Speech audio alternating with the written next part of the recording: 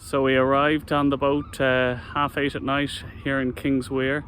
You can see Dartmouth Naval College behind me, and we'll probably get going, I'd say, this evening, hopefully. So we've been going all night and we're just coming up to the Lizard now. It's 9:05 in the morning. I think we left about, could have been 9:30 last night, so going 12 hours. So the plan at the moment is to stop in Portmelon. A little bit of an anchor. We have to get knives and forks and things like that, and just kind of have a break for a few hours, try out the dinghy, the outboard. And here's the inside of our Beneteau 34.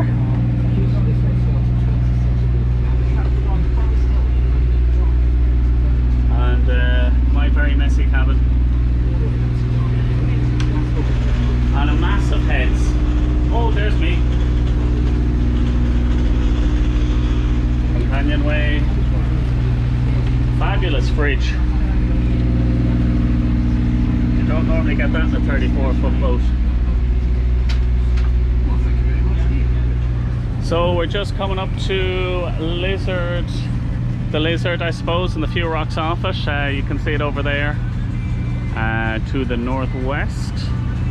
Take a look here.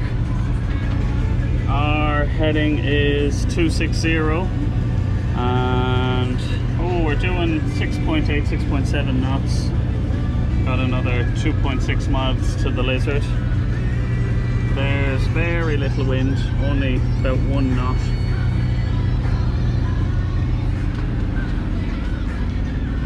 So we're just coming up to Mullen Cove now. We'll probably anchor in for a couple hours, see the town, maybe the island. Got an easterly wind, very light. So never been here before, but it's supposed to be quite nice, and see how it goes. And then later this afternoon, early evening, we'll leave here. And about, how long is it to the Scillies? It must be about 40-50 miles, 40 miles? More or less 40 miles. 40 miles, so we'll be heading out to the Scillies, and we'll probably be there very early tomorrow morning.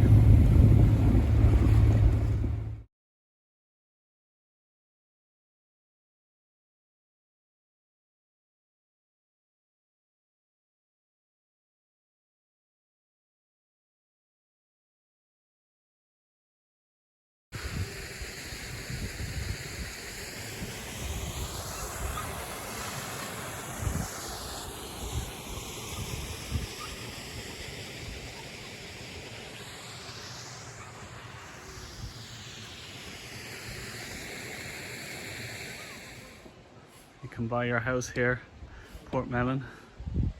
It's definitely much more affordable. Yes, it's about the only house we can afford here.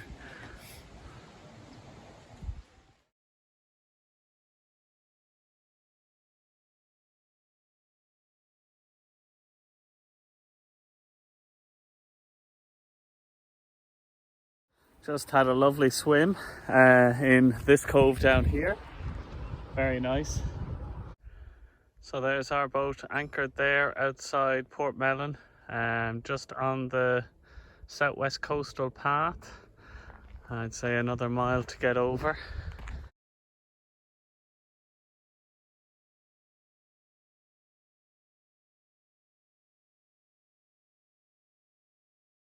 So we're just a mile off the Isles of Scilly now.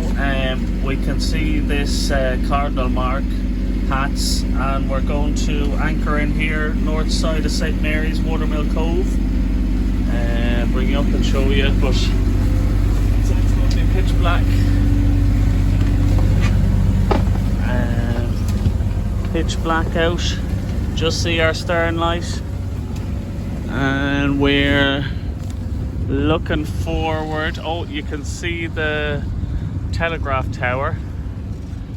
And if you can see a white flashing light, oh, and there's dolphins as well, but you definitely can't see them. So we should be there in, I don't know, 20 minutes, half an hour. Anchor down, get to sleep for my 3rd time tonight. Were there discussions to to the side, or did they? This boat? Yeah. 1.7 meters. The Nicene Creed, that's the pre-existing churches. Up to +4 hours. Up to +4 hours we have. 11, so we have to be there at 11:34 or it's not worth it. Between the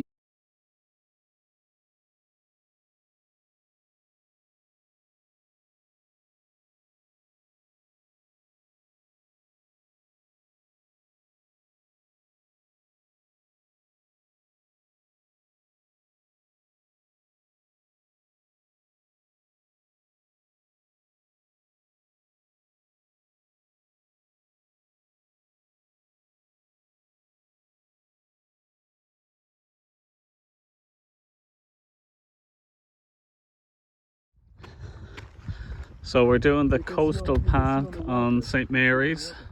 We're only kind of a mile into it, so kind of more towards the start. I suppose we're on the west side of St. Mary's, and that is St. Martin's in the background.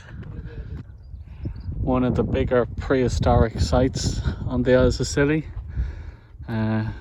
Still a lot remaining on St. Mary's. This looks like the entrance. Oh.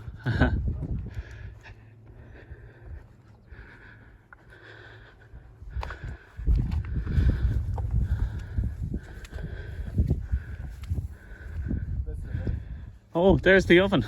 This is the oven. There's the oven. Nice, nice view from the house over to Tresco. Estate agent would price it very high. Yeah.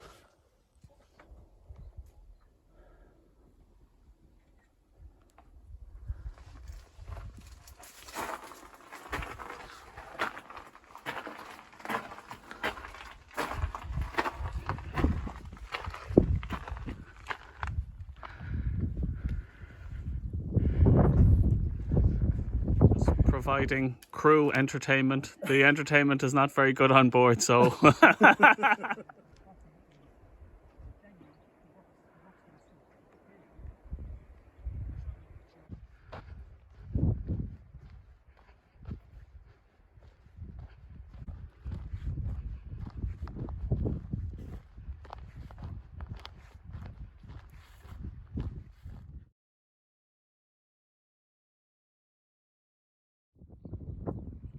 at the moment I think we're the only visiting yacht in Hughtown, St. Mary's.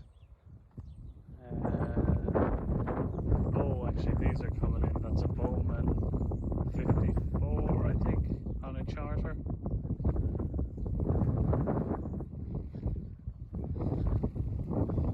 Quite.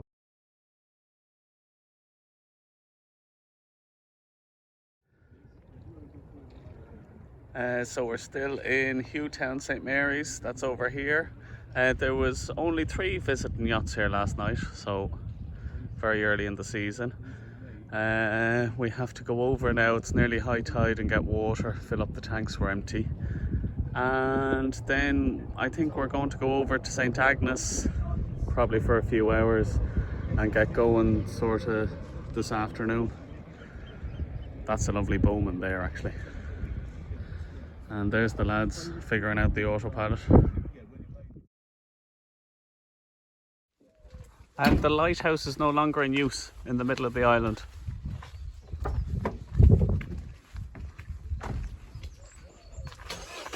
The free range hens are very free range on St. Agnes.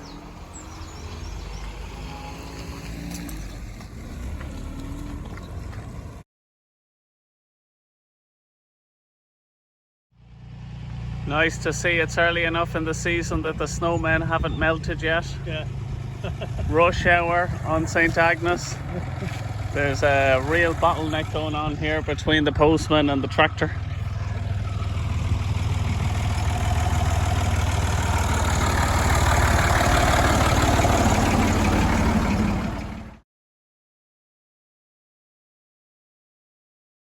So we just left St. Agnes there about 20 minutes ago. We have the sails up on a run. can't really get the jib to settle. I think these are the Western rocks here. And there's Samson and Briar then to the left. Lovely day. I'd say we'll be in Cork in about 22 hours. So what time is it now? 3 o'clock now, so we'll probably be in by 1 o'clock tomorrow, Saturday. And that's it. Yeah, I think Richard's going to make tea now, are you? Oh yes, of course. It's a time for tea. We're about 100 miles south of Cork. Our last night on board. Sun's just after setting, a bit overcast here. Just about to see the moon up there. Very benign sea, which is what we like. Sails stowed away because there's not a puff of wind. I'm on watch. We have the radar on 24 miles, so there's nothing on it, nothing coming up at all. And crew sleeping down below, just waiting for dinner. So all good. Well, Richard, how was last night? Cold. Cold. We forgot to put the heating on, but we have it on now. A bit rough actually, wasn't it? I found it a bit rough. Now it's quite nice. So we're up to 16 on the heating. And there's a few of our controls. I don't know, yeah, bit of...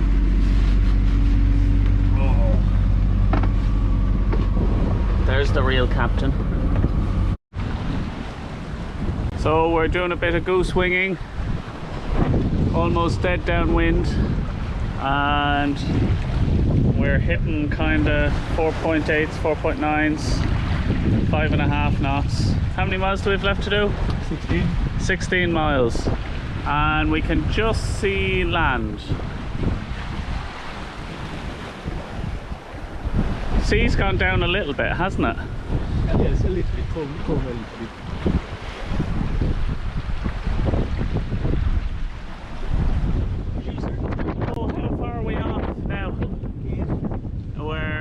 Off Cork, a bit of a sea in it now at this stage, definitely a moderate. It sails over that.